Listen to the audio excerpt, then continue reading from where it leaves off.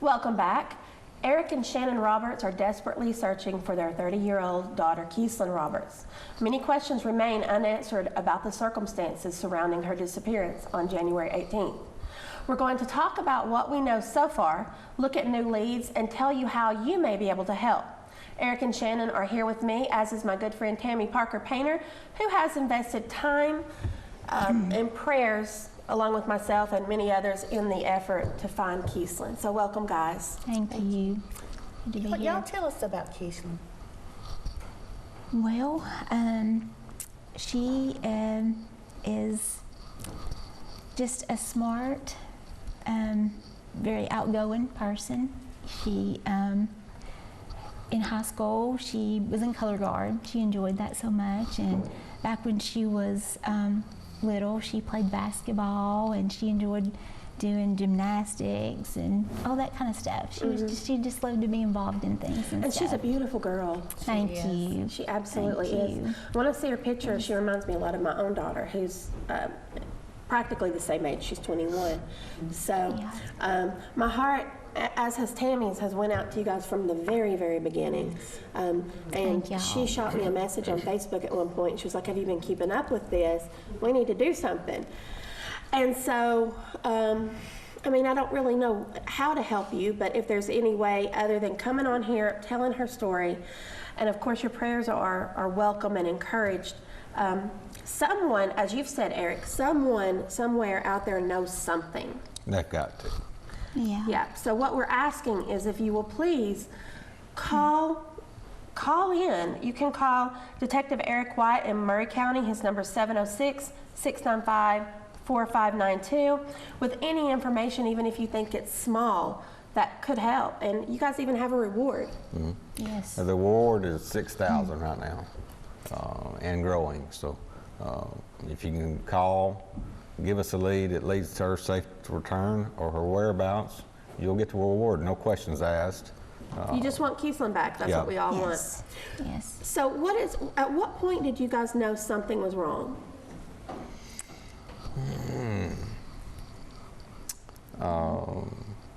I guess on the 20th when I went looking for her that day.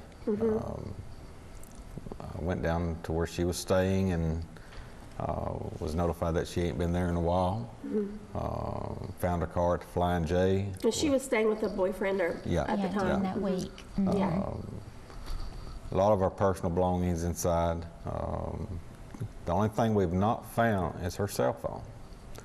There's been no activity on the phone, so we don't know where it could be, if it's stowed out somewhere or whatever's happened with the phone. And ideally, I think a good scenario would be of getting the, it traced or her numbers traced. Have you been able to do that so far? We've had a ping on it, and the last ping was at the Flying J on the 18th. Okay. So that was the last time anybody has seen her there at the Flying J was the 18th around 7 o'clock. And nobody has seen her since then. And my understanding is that the reason she was there is she had given a friend a ride to work who worked at Denny's. Correct. At that point, and then what? There was something that showed. Do you know what happened at that point? After that? No, I think she was supposed to pick the person back up and take them back home that night at 10. They got off at 10.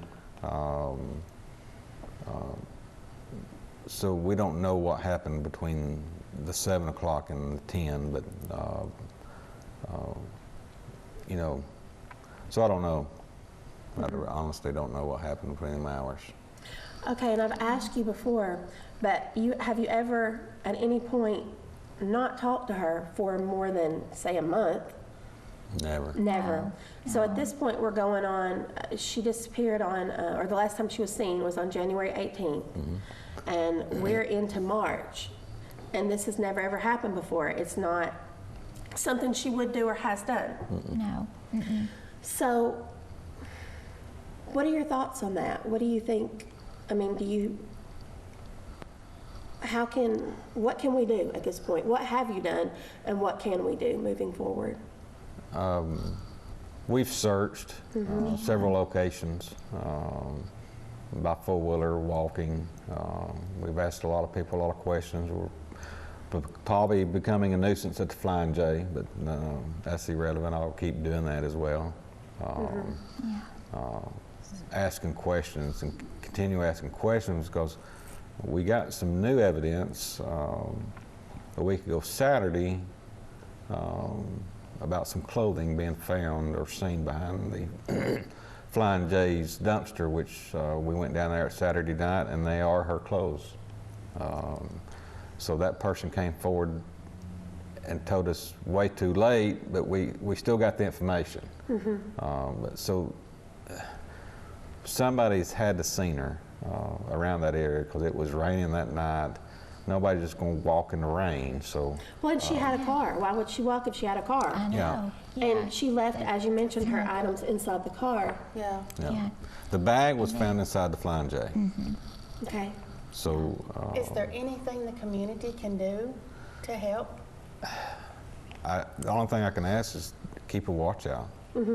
So if you see anyone you believe could be Keeslyn, Please call the sheriff, whatever county you're in. Gordon County has been very helpful. They know the situation. because the Flying J is in Gordon County. Correct. Yeah. But because So- Keeslyn is from Murray County, it's actually a Murray County investigation. Right. Yeah, she But was, they're, Murray County and Gordon County is working together in this incident. But if you see her, or if you think, even if you think you see her, just call the cops and let them investigate it. Let them ask the questions to that person that you're saying that you think's her, because that will resolve everything immediately. Or if you've heard anything, if you heard a friend say they know something or whatever, no information is too small to share, Exactly. because Yeah. anything could help Yeah. yes. in finding exactly. her. Yeah. Yes. I mean, people that calls, all these kids, all your kids know how to block your ID. I answer my phone 24/7 with leads. You can block your phone number. Well, and you're not going to call them out anyway. I no. mean, because I've been talking to you guys a lot, as has Tammy, and all you really want is your girl back. Yeah. Yeah. So you don't really care about those things. Yeah. You just want her back, Yeah. Yeah. as any parent would, and Just as say- I want for you too. Exactly. Just safe and unharmed, you know? Now, and also in the car, she left money. She had some money there. She had some cash. So for these reasons, it doesn't seem like she's just walked off. For many reasons, it doesn't seem like that. And I know that at one point, she had some minor run-ins about, drugs, lower end drugs, and some people have said she's just on the run. But in my heart, I don't believe that, and I know that you guys don't either, because that's something that could have just went away pretty easily. Yeah. And so Right. it seems like,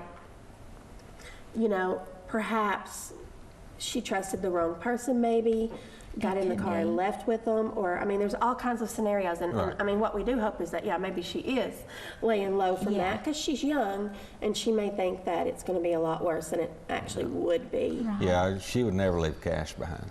No, That's very surprising. no, my kids would never leave cash behind either. I mean, Yeah. Because, you need your cash. yeah. And she has not been in communication with you guys. Do you have any No. other children? No, she's our Keeslyn's only your only one. child, Mhm. okay. And I'm sure that you've talked to friends. We have. We've talked to everybody. I've Yeah, knocked on doors, handed out flyers, and still doing that. So it's an ongoing thing. So Yeah. Okay. Well, once again, I will say this. If you know anything, give it a call. Give the police a call. Detective Eric White in Murray County, his number is 706-695-4592, extension 334. And of course, your prayers are very welcome and encouraged, because, Definitely. with God, everything is possible. Exactly. And I know that we're going to find that little girl. Yep. She's so beautiful, and I appreciate you guys coming on. Is there anything else you want to share?